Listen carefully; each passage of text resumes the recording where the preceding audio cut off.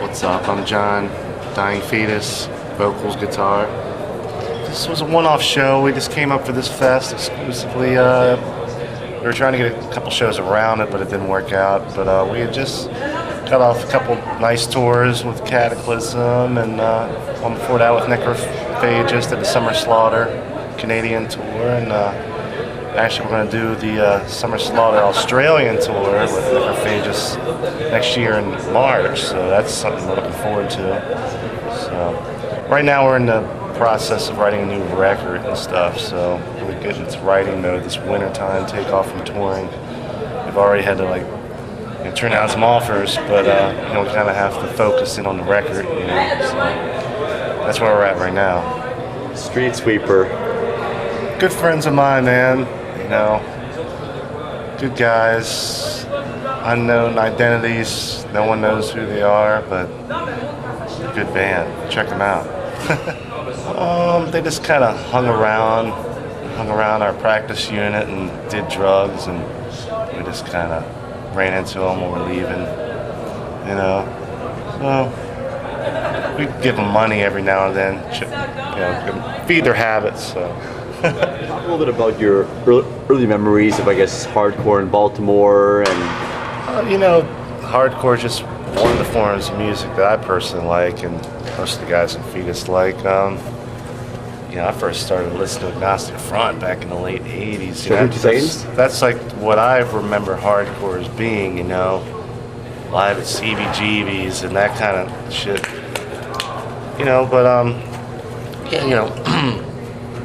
Next up up, they're a killer band. Hardcore. What is hardcore? Now, many definitions of hardcore out there.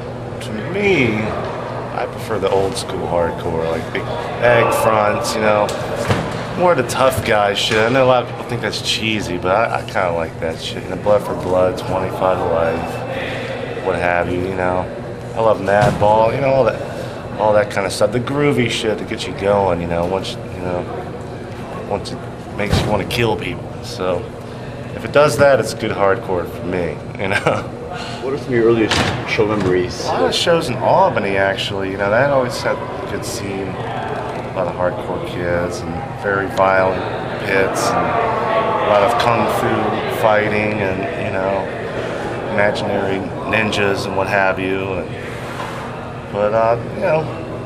Even like Texas is pretty brutal. It's not really a hardcore scene, but it's more of a brutal scene, and that's what it's about for us. Just the energy that people release at the shows. That's what gets us going.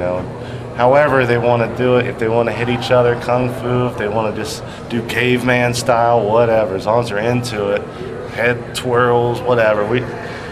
That's as long as they're into the music, that's what we care about.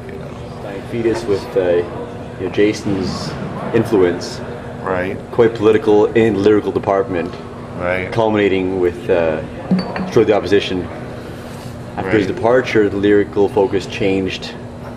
I'm sure you've be hearing this. Yeah, when you have different people doing lyrics, you're gonna have different styles. Obviously, Jason left the band, and Mike Kimball stepped in and did lyrics for the next albums, and he had his own little thing going, man, we just let him do what he wants to do, like my thing is more the guitar to production, just the musical end of it.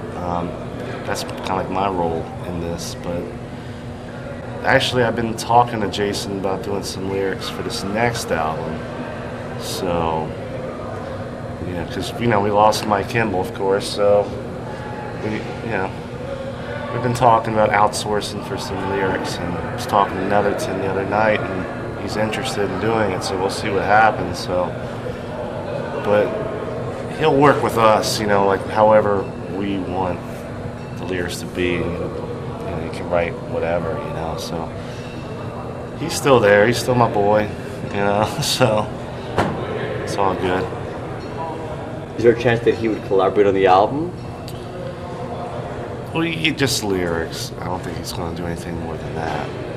But we're also going to write some lyrics as well and collaborate and stuff. So we'll see how it goes. But he's definitely going to be a part of it in some way. I mean, I guess for a death metal band, you guys took, you know, stances on, you know, some of those albums that very few bands were, you know, ballsy enough to take. Right. Anti-capitalist, you know.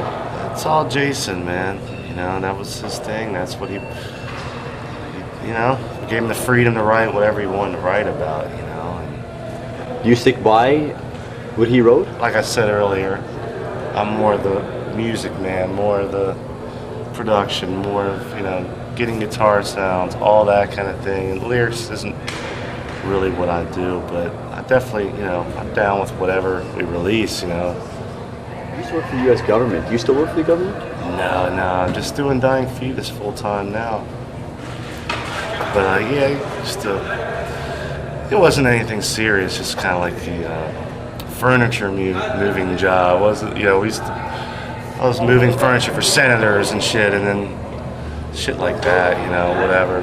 Pick up boxes for them and take them to the post office, dumb shit like that. Just shit to pay the bills until Dying Fetus was able to, you know, provide us with enough income to do what we want, you know. But we're not living, you know, luxurious life, you know. Just kind of getting by. You know, death metal's, you never get famous or, you know, huge enough to where you can, you know, have a private jet or something, you know. You see any strange things while moving boxes? Things that are out of the ordinary, maybe things that... I used to look up girls' skirts and stuff. You know, you bend over and, look at that. Nah, nothing really out of the ordinary, you know, but Any kind of it's just a job. conspiracy-related things that you Nah, are privy man. to? Nah, I don't have any crazy stories to tell you, you know. Hey, look, it's Trey. I'd like to give you some kind of crazy stories of conspiracies or something, but don't have them, sorry. Next question. Yeah, it was. We're almost done. I'd like to know, being in the world of Dying Fetus, you're seeing a lot of killing. That just goes with the nature of the music, you know. That brutal music needs brutal subject matter, you know. And of course, we're not out murdering people, because if we were, we'd probably been caught by now and locked up. But it just, you know, it's general topics that go with death metal, man, you know. So that's why we do it, because it just fits the music, you know. Talk briefly about your experience working, collaborating with Criminal Element, what that project means to you. Yeah, Vinny, of course, he's playing Fetus, you know, a few years ago. He's a good friend of ours, and we've all tried to help him out, you know, with this project. There's been a lot of people that kind of did some vocals or helped assist with, you know, writing in some way. So, you know, it's good shit, whatever. You know, another good Maryland band. Everybody looks out for each other kind of thing, you know, it's a tight scene, so whatever. Could you chop for one funny story about events? Maybe not an incriminating one. Well, here's a funny story. One time we had a show out in like France somewhere, and we had like shuttles that took us to showers and shit, and somehow he got left at the shower. The car, you know, just left him there, and he didn't, you know, bring him back to the venue. So he had to walk like a mile to the venue, like just wearing a little towel, you know, and it was funny as shit. He came up there pissed off, yelling, screaming. It was very humorous, I thought, you know. Any final shout outs, people who you want to thank for their support before we go?